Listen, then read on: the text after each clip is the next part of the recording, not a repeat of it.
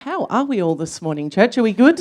Bagaimana kabar kita hari ini gereja jemaat Tuhan? Apakah kita semuanya baik? Good. We had a good week. Wah, Jubeto dua jempol ya. Well, I really feel there's got to be a special blessing for people who come to church when it's raining. I don't know if I can find a scripture. Yeah. I'm still looking. Iya.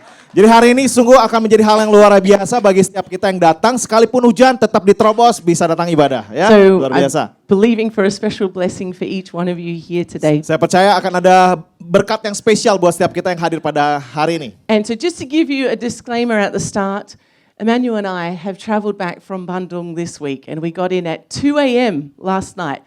So if we don't make sense at some point, we are praying that the Holy Spirit will bring interpretation of what we're speaking about so then it makes sense. Yeah. Iya, jadi kami sekeluarga beberapa waktu ini terus dalam perjalanan dari Bandung menuju Bali. Jadi dan tidur di jam 2 pagi.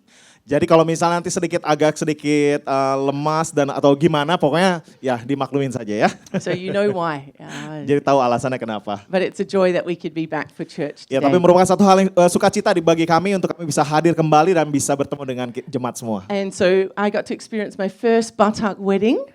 Jadi saya memiliki pengalaman pertama kali di dalam pernikahan orang Batak. This is something you have to experience in your lifetime. Lynn, if you can get in on this somehow, someone's got to get married and have a proper Batak service so that Lynn can experience this. It's a grand experience. It's hard to describe. It's like a feast for all the senses. The noise, the smell of lots of smoking, and and just the extravagance of the event. It was amazing. It was amazing. Iya, jadi ini pengalaman yang luar biasa bagi Pastor Rachel karena ini pertama kali lihat pernikahan orang Batak. Jadi ramenya, ributnya, terus nanti rokokannya di mana-mana, abunya kemana-mana, terus kemudian makanan, ada yang pakai darah, ada yang enggak, begitu ya. Jadi, bercampur aduk. Terus kemudian pakai selendangnya sebelah mana, sebelah sini, terus kemudian mengolusinya seperti apa. Jadi banyak hal yang membuat dia cukup surprise gitu ya, terkejut dengan pernikahan orang Batak, tapi sukacita bagi dia. And I learned some new dance moves. Jadi dia belajar cara menari ya, jadi menyambut ya karena kita pihak tulang, pihak paman. This one, because then you get the money goes in. Yeah. Money one. That's the. Yeah. I apologize if you don't have any clue what we're talking about, but it's like we have a bond now. We have a bond that I know your people and your culture and experience a little bit more. And awesome. So jadi, it was great. Iya, sangat luar biasa lah pokoknya. All right, today we're talking about the Bible, not about a Batak wedding. Ya, sekarang kita bicara tentang Alkitab, bukan tentang Batak. If you want to talk about it after the service, I am willing and ready to just share. Iya. My Jadi kalau misalnya ada experience. yang sedang berdekat sama orang Batak, bisa tanya-tanya sama Pastor Rachel gimana apa yang harus dihadapi ya. Oke. And so for those that don't know, it went from 9 a.m., started with the service, and finished at 6. But there's no break. It's like there's things happening. Well, we had a break when we went from the ceremony to the place where we're having the reception. But there's no break. It just going. So the bride and the groom, bless them, Lord, because that. How did they did that? I think they had one toilet stop for 5 minutes. I did see them go, but it's like 6 hours of like a lot of things happening. So I was like special blessings over them for enduring that. If they can endure that, they can endure a marriage. I feel like that's a good. Iya, jadi sungguh sangat waktunya ketat sekali dari jam 9 pagi sampai jam 6 sore. Ya, cuma hanya toilet break sebentar doang. So yes, it was great. It was awesome to be there. Hopefully we can make sense this morning. Ya, berharap kita bisa menyampaikan hal yang masuk akal ya pagi hari ini. Oke. Alrighty, well we are looking at continuing the story of Moses. Jadi kita pagi hari ini melanjutkan kisah tentang Musa. And so if you missed last week, we have a character card that we're just going to put on the screen now. If you want to access that, it has some information. It's like an overview of Moses' life. Jadi bagi Anda yang hadir minggu lalu, kita sudah menyampaikan ada kartu karakter daripada tokoh Musa tersebut. Jadi bisa di-scan dan bisa muncul seperti ini. And as you can see in the corner, the reason we're taking a while to talk about Moses is Moses' life is covered in the books of Exodus, Leviticus, Numbers, and Deuteronomy. 4 books of the Bible are carrying the story of Moses. Ya, jadi kalau kita bisa lihat sebelah kanan sini, berarti kisah Musa ini ada di dalam di lebih daripada 6 kitab daripada Alkitab, ada di Perjanjian Lama maupun juga di Perjanjian Baru. And so we're taking our time heading through the story of Moses. And in this series, we're we're going deeper into the scriptures. Jadi kita akan meluangkan waktu pada hari ini untuk bisa belajar tentang Musa. Our purpose is that we would know more and more about the character and the nature of God, Jadi kita mau belajar tentang karakter daripada Allah melalui kisah ini. and seeing Jesus in the Old Testament, Dan juga melihat kisah Yesus dari perjanjian lama. and also for us to then apply what we learn from these stories to our own lives. Dan tentunya kita belajar bagaimana mengaplikasikan apa yang kita pelajari ini di dalam kehidupan kita sehari-hari. Alrighty, so we pick up the story. We see that the Israelites, the people of God, they've been in slavery for 400 years. Jadi kita bisa lihat bahwa bangsa Israel itu diperbudak selama 400 tahun oleh bangsa Mesir. 400 years of bondage. 400 tahun dalam penderitaan. 400 years of not having a day off. 400 tahun tidak memiliki hari libur. Working morning to the dark. Dari pagi sampai hari gelap. Thinking about like there's no family time. Dan gak ada waktu untuk keluarga lah ya. Wonder if the dads would really ever see their kids. Ya, sulit bagi seorang ayah yang karena bekerja di ladang melihat anak-anaknya. And they weren't just working in Indomaret where they're like stocking the shelves. They were hard labor. They're like moving bricks and building things. Ya, jadi mereka buruh yang bekerja berat, bekerja keras. And so the people of God, they're in this place of bondage. Jadi apa namanya? Ya, itu menimbulkan penderitaan bagi bangsa Israel. And what's interesting is Egypt was originally a place that helped save them as a people. Jadi sebenarnya pada awalnya Mesir itu ada tempat yang aman bagi orang. If you go back to the story of Joseph, Joseph saves his family by inviting them to come to Egypt during a famine that's in the land. Jadi kalau kita ingat masih pada kisah Yusuf, tanah Mesir itu ada tempat yang aman karena Yusuf membawa keluarganya, ayah dan semua keluarga besarnya itu ke tanah Mesir untuk berlindung, untuk mendapatkan keamanan. Yet now it had become the place of slavery for them. Namun setelah berjalannya waktu, kali ini tanah Mesir itu menjadi tempat perbudakan. And when we see the word Egypt written in the Bible, we can often take that as being kind of representing the world. Jadi kalau kita melihat tentang kisah Mesir di dalam Alkitab itu bicara tentang dunia pada saat ini. And when we think about slavery, let's bring that to our context. Maybe we are not slaves to somebody right now having to do certain work all day, every day. Jadi kalau kita bicara tentang perbudakan, bukan bicara secara harafiah perbudakan, tetapi hal yang mungkin kita bisa lihat dalam kehidupan sehari-hari. Although sometimes I feel like I'm Rafi's slave because he's like, Mom, I need a drink. Mom, change Yeah. Blippi. Mom, different song. Mom. It's like, it feels a little bit like, not quite. Ya, tidak persis, maksudnya Pastor Rizal ngerasa bahwa dalam beberapa hal, dia merasa kayak bukan tepatnya seperti budak, tapi seperti diperbudak oleh anaknya sendiri, yaitu Rafael. Karena sedikit-sedikit, Mam, minta ini, tolong ganti ini, dan lain sebagainya. Menyita waktunya. So we might not be slaves in the sense that we read here, but we can be slave to things like sin. Jadi perbudakan itu yang dimaksudkan di sini untuk saat ini adalah bukan sifatnya fisik, tapi bisa jadi perbudakan dalam bentuk dosa. Slaves to guilt, pride, greed. Ya, perbudakan dari kebanggaan, kemudian ada hal-hal yang kelemahan kita dan lain sebagainya. We can be slaves to our emotions or our minds. Bisa menjadi budak pada pikiran kita dan berbagai macam pikiran. And so as we read this story of the Israelites and in Egypt, then we can see that actually this is like a symbol of what we can experience in our own personal life. Jadi kalau kita bisa melihat dari kisah Mesir ini adalah satu hal yang bisa melambangkan tentang kehidupan kita pada saat ini. And this passage of scripture, these chapters of Moses' story are so significant and so impacting if we can take what's being spoken and apply it to our own life. Jadi kalau kita bisa mengizinkan kisah daripada Musa ini mengoreksi hidup kita, kita bisa belajar banyak hal sebenarnya dari kisah tersebut. And so we see that God hears the cry of the Israelite people. They're saying, we're in slavery, come and save us. Ya, jadi bangsa Israel pada satu titik berseru kepada Tuhan, menyampaikan keluh kesahnya kepada Tuhan dan Tuhan mendengar. And so God moves to action. Dan Tuhan melakukan sesuatu. And God hears their cries. Dan Tuhan mendengar seruan dan tangisan mereka. And I want you to know that if you're crying out to the Lord today, Jadi saya mau ingin Anda semua tahu bahwa jikalau Anda berseru sama Tuhan, if you're crying out to Him saying, God, this has got to change. Something's got to be different in my life. jadi jikalau Anda berseru kepada Tuhan, Tuhan saya ingin sesuatu hal perubahan terjadi, harus ada sesuatu yang terjadi dalam kehidupan saya. God, this is too hard. I can't do this anymore. Tuhan saya ini terlalu berat, saya nggak bisa melakukan ini lagi. God, I just want to give up. Tuhan saya mau menyerah saja. If you're crying out to the Lord, know that the Lord is hearing your cries today. Jadi jikalau Anda berseru kepada Tuhan, menyampaikan segala keluh kesah kepada Tuhan, Tuhan ada di sana, mendengar Anda. And He is working for your salvation and your rescue. Dan Dia tentunya akan melakukan penyelamatan dan perlindungan buat Anda. And God chooses this man Moses to be part of that plan. Jadi ini adalah bagian di mana Tuhan mendengar seruan bangsa Israel dan mengirimkan Musa untuk menjadi bagian penyelamatan Allah tersebut. And so He calls Moses. He says, I have heard the cries of my people. Jadi dia memanggil Musa dan Tuhan berbicara kepada Musa bahwa aku mendengar seruan daripada umatku. I'm concerned about their suffering.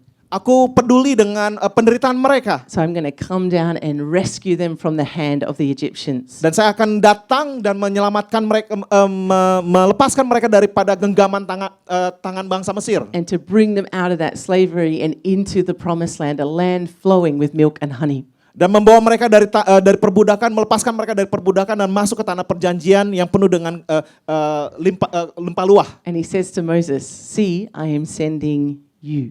Jadi dikatakan bahwa Tuhan berbicara kepada Musa, aku mengutus engkau.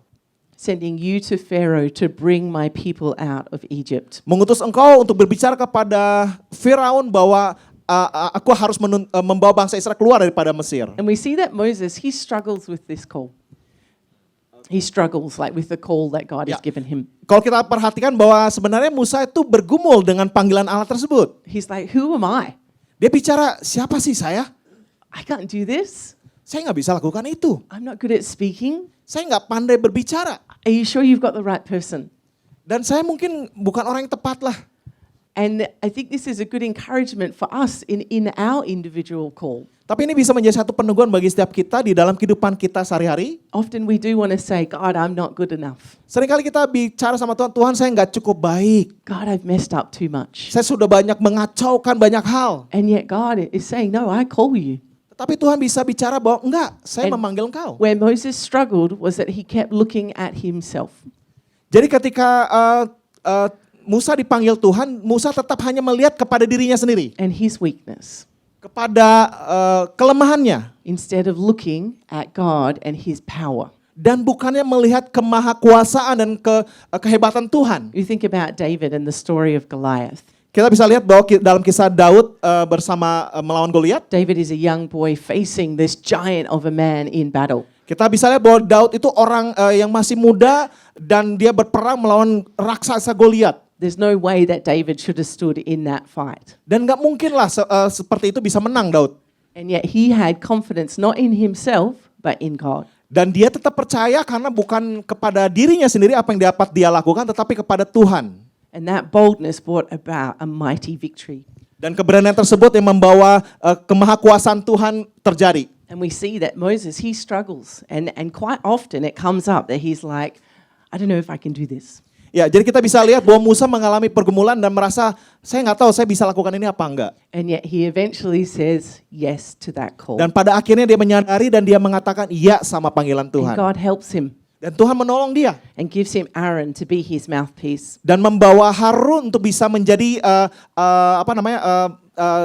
sambung tangannya untuk berbicara. And God promises that I will be with you. Dan Tuhan berjanji bahwa aku akan berserta dengan engkau. And basically God gives then the outline of what's going to happen as he goes to Pharaoh. Jadi sebenarnya Tuhan memberikan satu penjelasan tentang apa yang akan terjadi ketika dia berhadapan dengan Firaun. That he will go to the Pharaoh and say, let my people go into the wilderness for 3 days and to worship the Lord God. Jadi Tuhan menyampaikan kepada Musa, datang kepada Firaun dan katakan bahwa izinkan umatku bisa keluar dari tanah Mesir dan untuk beribadah kepada Tuhan selama 3 hari. But Pharaoh's heart is hardened and will not let the people go. Tetapi hati Firaun sangat keras dan dia tidak mengizinkan untuk bangsa Israel keluar. And then he tells Moses that I'm going to show him my power through signs and wonders. Dan Tuhan mengatakan bahwa aku akan menunjukkan kebesaran dan kuasaku melalui tanda dan mujizat. And that the Pharaoh will still continue to hold on to the Israelite people. Tapi Firaun tetap memegang bangsa Israel untuk tetap berada di Mesir. But eventually he will release them to go. Sampai akhirnya Firaun mengizinkan bangsa Israel untuk pergi. And so let's continue on the story here in Exodus 4. Mari kita lanjutkan kepada kisahnya di dalam Keluaran 4. Sorry. And we're going to read verses. Kita akan membaca pada Oh, no, okay, we're going to miss that. Sorry, we've already kind of covered that. Let's go to Exodus chapter 5, verse 22. Keluaran 4 ayat 22. Oh, so basically, Moses goes to the Pharaoh, Jadi ketika Musa datang kepada Firaun, and the Pharaoh is not happy about this request. Firaun sebenarnya nggak senang dengan permintaan daripada Musa. In fact, the Pharaoh says, "Who is this Lord that you speak about that's trying you want to go and worship?" Dan dikatakan bahwa siapakah Tuhan yang kamu katakan bahwa kalian akan datang untuk menyembahnya. And he basically rejects the request. Dan sebenarnya pada dasarnya Firaun itu menolak daripada permintaan Musa. Because the Pharaoh can see how numerous the Israelites are. Karena Firaun bisa melihat bahwa betapa sangat berharganya bangsa Israel bagi bangsa Mesir. That they are the workforce of Egypt. And so if they stop working, then everything will stop. Ya, karena mereka diperbudak dan jikalau mereka berhenti bekerja, berarti itu akan berdampak kepada tanah Mesir. And so basically Pharaoh says no, and then not only does he do that, he makes the work harder for the Israelites. Jadi Firaun mengatakan tidak, saya tidak mengizinkan, tapi dia membuat bangsa Israel bekerja dengan lebih keras lagi. Exodus 5 verses 6. That same day, Pharaoh gave this order to the slave drivers and overseers in charge of the people. You are no longer to supply the people with straw for making bricks. Let them go and gather their own straw, but require them to make the same number of bricks as before. Don't reduce the quota. They are lazy. That is why they're crying out, let us go and sacrifice to our God. Make the work harder for the people so that they keep working and pay no attention to their lies. Ya, ayat 6, Keluaran 5 ayat 6, pada hari itu juga Firaun memerintahkan kepada pengerah-pengerah bangsa itu dan kepada mandur-mandur mereka sendiri. Tidak boleh lagi kamu memberikan jerami kepada bangsa itu untuk membuat batu bata seperti sampai sekarang. Biarlah mereka sendiri yang pergi mengumpulkan jerami. Tetapi jumlah batu bata yang harus dibuat mereka sampai sekarang, bebankanlah itu juga kepada mereka dan jangan menguranginya. Karena mereka pemalas, itulah sebabnya mereka berteriak, izinkanlah kami pergi mempersembahkan korban kepada Allah kami. Pekerjaan orang-orang ini harus diperberat sehingga mereka terikat kepada pekerjaannya dan jangan mempedulikan perkataan dusta. And so we see here, Moses is coming to meet the Pharaoh, and it's like there's an excitement maybe in Moses. Yes, the Israelite people, they're going to be saved, they're going to be set free. I'm the man to go and do that. And then they're faced with even worse conditions than they had before. Jadi kita bisa lihat bahwa ketika Musa menghadap Firaun, dia memiliki satu pemikiran, wah pasti ini akan berhasil nih, wah luar biasa sekali bangsa Israel akhirnya bisa keluar dari tanah Mesir. Tetapi kenyataan yang sesungguhnya adalah berbeda, karena Firaun menolak dan bahkan memperberat pekerjaan daripada bangsa Israel untuk bekerja bagi tanah Mesir. And this can happen in our own life as we cry out to God, God bring change in this circumstance. Dan ini juga mungkin terjadi dengan kehidupan kita ketika kita berdoa sama Tuhan, Tuhan lakukan perubahan. Bring the breakthrough, bring restoration. Lakukan terobosan, lakukan pemulihan. Set me free. Lakukan pelepasan. And yet then it seems like things get harder before they get better. Tapi kita merasa bahwa ini kok terasa semakin berat sebelum terjadinya hal yang lebih baik. And this brings us to this point of what is suffering when it comes to God? How do we view suffering in the midst of our relationship with God? Jadi kita belajar bahwa apa yang dimaksudkan dengan penderitaan ketika di tengah-tengah kita dalam bergumul dengan Tuhan. The Israelite people were suffering, and they suffered more because of the steps of Moses. Jadi bangsa Israel sudah dalam penderitaan dan mereka menderita lebih lagi karena ketika Musa menghadap Firaun. And this is one of the big questions of life. Why does suffering happen? Dan ini menjadi satu pertanyaan yang besar dalam kehidupan. Kenapa terjadinya penderitaan dalam kehidupan kita? If God's a good God, why does bad things happen? Jikalau Tuhan memang baik, tapi kenapa terjadi hal yang buruk dalam kehidupan? And I think that's probably not quite the right question for us to ask. Tapi mungkin itu bukan pertanyaan yang tepat untuk kita tanyakan. Because God God doesn't say there's not going to be any suffering. He says it quite regularly. And in fact, the scriptures are filled with suffering moments. He's not shy from that suffering's going to happen. Ya, jadi Tuhan tidak pernah berkata bahwa tidak akan ada terjadinya penderitaan. Justru Tuhan menyatakan bahwa di dalam penderitaan akan ada terjadi kuasa Tuhan dinyatakan. And so the Israelites, they're suffering. Jadi bangsa Israel itu menderita. And maybe today you're sitting there and you feel suffering in your own life. Jika Anda mungkin merasa bahwa ketika Anda duduk di tempat ini, tapi Anda merasa Anda sedang menderita. The good news is that God meets us right in the midst of our suffering. Hal yang baik adalah, berita baiknya adalah bahwa Tuhan ada di tengah-tengah penderitaan kita. He doesn't leave us on our own, Dia tidak pernah meninggalkan kita dengan diri kita sendiri, but He reaches down to us and embraces us in the midst of the hard things that we're facing. tapi Dia mendatangi kita dan memeluk kita di tengah-tengah penderitaan kita. And He leads us tenderly and gently through that suffering place, those hardships. Dan Dia membawa kita, menuntun kita untuk bisa melewati masa penderitaan itu bersama dengan Dia. Maybe someone's treated you in a way that's been unfair.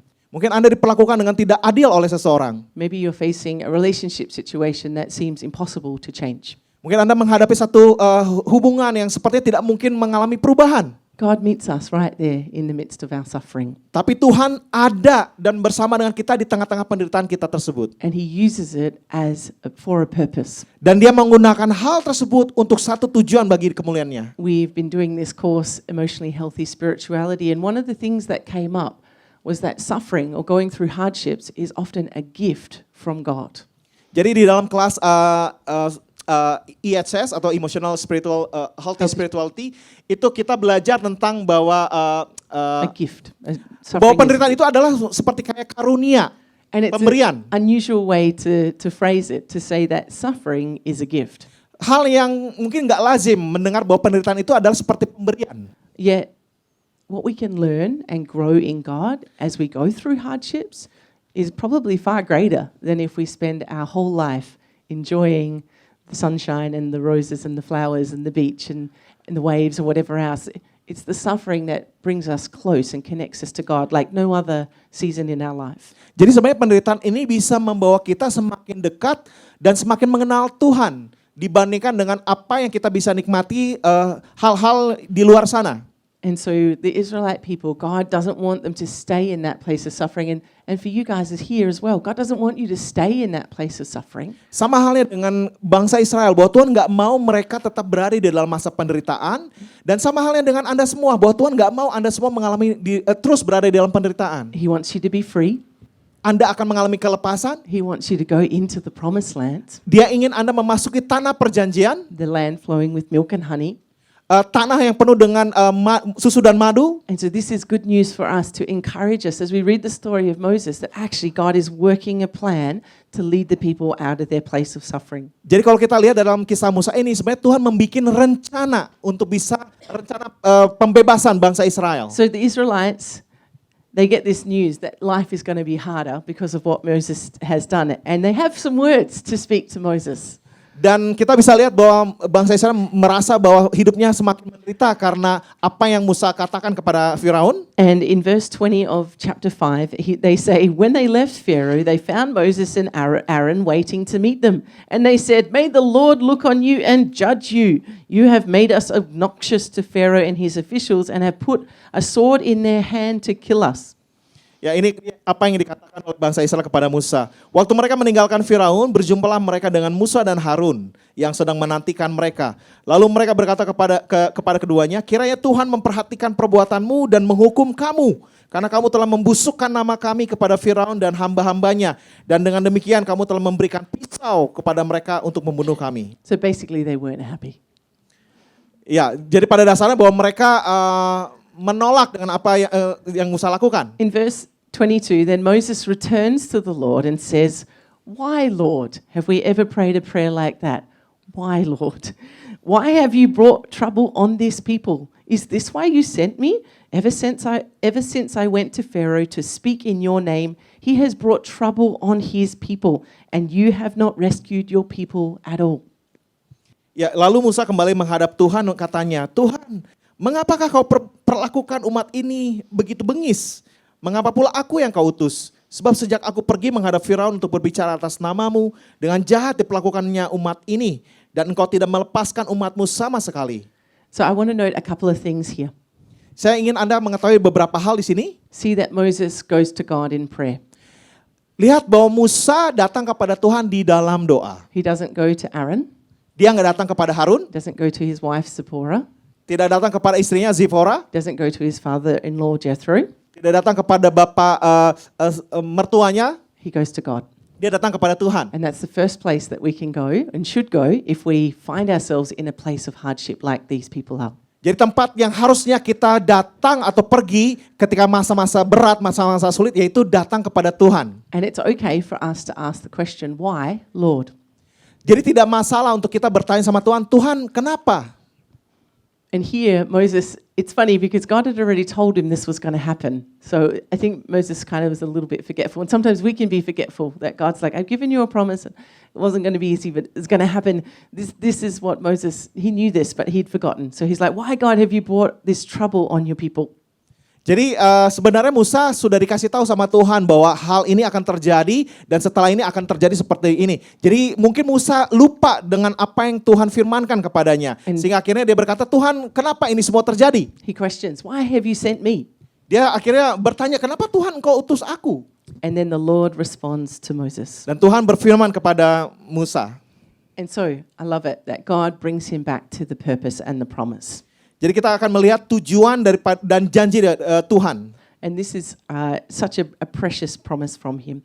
Now you will see what I will do to the Pharaoh. Because of my mighty hand, he will let them go.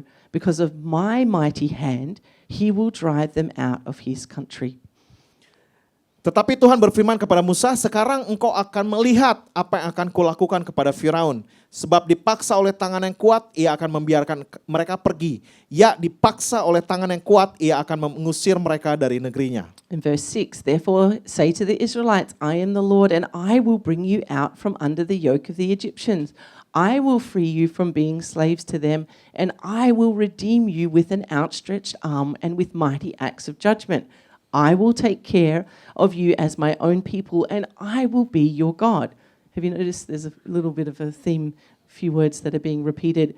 Then you will know that I am the Lord your God, who brought you out and from under the yoke of the Egyptians. Ya, dan Tuhan berfirman di Keluaran 6 ayat 1 sampai 3. Selanjutnya berfirman Allah kepada Musa, akulah Tuhan, aku telah menampakkan diri kepada Abraham, Ishak dan Yakub sebagai Allah yang Maha Kuasa, tetapi dengan namaku Tuhan aku belum menyatakan diri. Bukan saja aku telah mengadakan perjanjianku dengan mereka untuk memberikan kepada mereka tanah Kanaan, tempat mereka tinggal sebagai orang asing. Tetapi aku sudah mendengar juga orang-orang Israel yang telah diperbudak oleh orang Mesir, dan aku ingat kepada perjanjianku. Dan sebab itu katakanlah kepada orang Israel, akulah Tuhan. Aku akan membebaskan kamu dari kerja paksa orang Mesir, melepaskan kamu dari perbudakan mereka dan menebus kamu dengan tangan yang teracung dan dengan hukuman-hukuman yang berat. I will. Aku akan. I will. Aku akan. I think sometimes we can go through suffering to make sure that it's not us trying to fix a situation, but that we would depend on the Lord, that He would change our circumstance. Jadi ketika kita menghadapi masa penderitaan, jangan berpikir bahwa kita akan mengubahkan kondisi tersebut, tetapi mengizinkan Tuhan yang melakukan perbuatan ajaib yang Dia bisa lakukan dalam kehidupan kita. Moses could have come to the Pharaoh first time and he says, yes, sure thing, go for it. You can let the Israelites free, go for it, no worries. And I'm sure that Moses would have tried to take the credit. Ya, jikalau misalnya Tuhan izinkan Musa datang kepada Firaun dan mengatakan, dan Firaun mengatakan, oh ya silakan aja dong, silakan keluar, misalnya seperti itu, bisa saja Musa akan bilang, oh lihat kan, karena saya, akhirnya bangsa Israel bisa keluar. And then the Israelite people would have given credit and glory to Moses rather than giving glory to God. Dan apa yang terjadi dengan bangsa Israel, bisa saja bangsa Israel akhirnya memuliakan Musa daripada Tuhan yang sanggup membebaskan. This was bringing them to a point where actually it was only God who could change their circumstance, not a man or a person. Only He could bring the miracle to pass. Jadi ini berbicara bahwa hanya Tuhan saja yang bisa melakukan mujizat, hanya Tuhan saja bisa melakukan pelepasan, dan bukan kekuatan manusia. And that we will know that He is our Lord, our God. And that's the purpose in the midst of our hardships, our suffering, is that we would know God more. Dan itu akan membuat kita semakin mengetahui bahwa hanya dialah Allah dan Tuhan. Dan kita akan membuat kita semakin mengenal dia. I don't know if you've ever gone through a hard circumstance with someone, but it brings a bond with you like no other experience. Jadi tentunya bagi Anda yang pernah mengalami hal yang berat bersama dengan seseorang, Anda bisa mengetahui bahwa membutuhkan satu terobosan terjadi. And so God was working here to bring the Israelite people out. Jadi Tuhan bekerja di sini untuk bisa membawa bangsa Israel keluar. And he reminds Moses of this promise. Dan dia mengingatkan Musa akan janjinya Tuhan. And so then we see, continuing on from the story here, that then God starts out working these 10 plagues. Jadi kita bisa melihat bahwa Tuhan memulai dari melakukan 10 tulah. And so the 10 plagues, it's kind of a little bit hard for us to comprehend, yeah? Like sometimes we go, why? That's not really fair, really intense, 10 plagues. Like there's a few questions that arise. Mungkin bagi beberapa kita ketika kita mendengar 10 tulah mungkin agak sedikit sulit untuk bisa menerima hal tersebut. But just remember here that this is 400 years of slavery. Jadi kita harus ingat bahwa ini 400 tahun dalam masa perbudakan. And the Pharaoh has many, many chances to release the Israelite people and he refuses. Jadi sedangkan Firaun itu sudah mendapatkan banyak kesempatan untuk bisa melepaskan bangsa Israel. And yes, the Lord hardens his heart, but that heart was hardened in the direction that he was already heading in. Jadi namun apa yang terjadi adalah Firaun tetap terus mengeraskan hatinya. And so we see that Moses is God's spokesperson to see breakthrough come.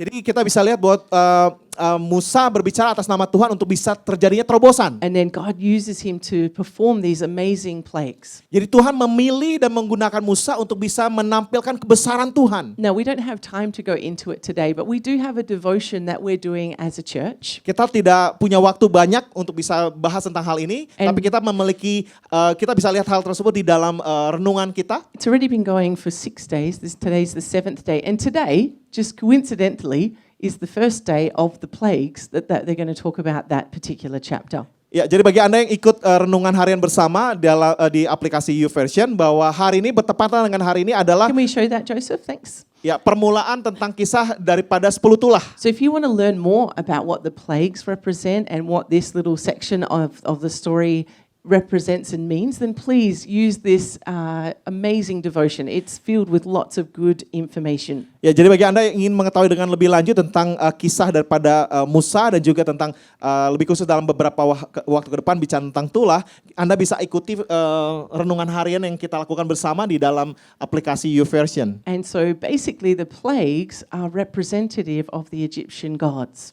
Jadi sebenarnya 10 tulah itu mewakili daripada daripada bangsa Mesir. And so there's lots of connections with what plagues are released and what types of gods that the Egyptians are worshipping. Jadi ini menyatakan tentang tulah yang dinyatakan itu merefleksikan tentang dewa daripada orang Mesir. And the Egyptian magicians, they try and keep up with Moses with the different things that he's doing. But there gets to a point where actually the power of God overwhelms any power that's available with the magicians. Jadi kita bisa lihat bahwa bangsa orang-orang Mesir para paranormal, yaitu orang-orang yang memiliki kemampuan lebih, itu mencoba melakukan hal yang sama dengan apa yang Musa lakukan berhubungan dengan 10 tulah tersebut, tapi mereka menyadari bahwa ternyata apa yang mereka sanggup lakukan, apa yang Allah bangsa Israel lakukan itu melampaui daripada kemampuan mereka. And so these plagues show that God actually has the ultimate power. Jadi mereka menyadari bahwa Allah yang disembah oleh bangsa Israel adalah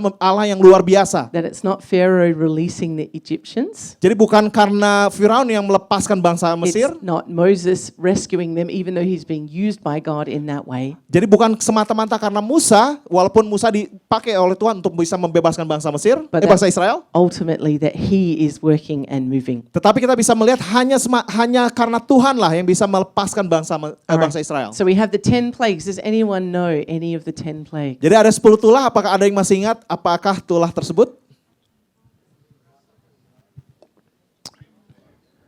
Seen and heard a few. The first one? Flood in the river Nile. Nyamuk apa lalat?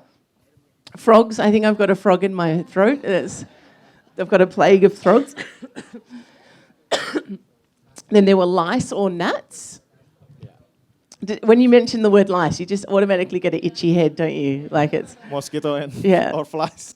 flies is the next one. Livestock. Then we've got, I can't even read my own writing. I literally can't read that. Something between livestock and hail. And then there's locusts, darkness, and then finally, what was hail? Anak sulung. Ya. It was, boils. That's what it was. Ooh, boils, that wouldn't be fun. And then finally, the death of the firstborn. Jadi ada banyak tulah yang terjadi 10 hal tersebut dan terakhir adalah anak sulung mati. You remember them all? Oh, yeah. Yes. Oh, yeah. Lalat, apa lagi? Air menjadi darah. Iya, dan lain sebagainya. And so just the epicness of these plagues, like I just think like the ocean just being all blood, like, going to Malasti Beach and it's all red.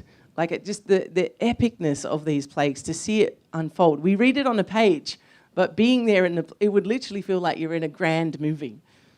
Ya, jadi kita bisa bayangkan bahwa sungai Nil itu, tapi sungai yang besar ya, seperti kayak lautan terbentang begitu, itu berubah menjadi darah. Bisa bayangkan begitu mencengangkan peristiwa tersebut.